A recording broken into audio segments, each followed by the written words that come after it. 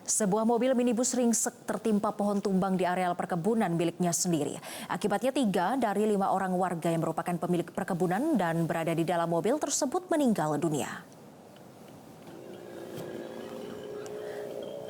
Akibat ringsek tertimpa pohon, petugas bersama warga membantu memotong batang kayu tersebut dan mengevakuasi kelima korban yang berada di dalam mobil. Peristiwa ini pada hari Senin lalu yang terjadi di perkebunan durian yang berada di Desa Telaga, Kecamatan Seibinge, Kabupaten Langkat, Sumatera Utara. Kapolres Binjai AKBP Bambang C. Utomo mengatakan peristiwa terjadi saat pemilik kebun bersama keluarga datang ke areal perkebunan durian miliknya. Setibanya di lokasi, angin kencang tiba-tiba datang dan menumbangkan pohon besar sehingga menimpa bagian depan mobil hingga ringsek. Petugas kepolisian yang menerima laporan langsung turun ke lokasi bersama Babinsa dan langsung mengevakuasi penumpang mobil dan membawanya ke puskesmas terdekat.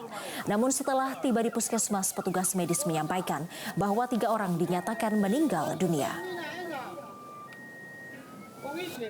Kemudian kita ambil langkah-langkah setelah adanya informasi tersebut dari rekan Babin Kamtipmas beserta Babinsa beserta masyarakat mengevakuasi kejadian tersebut.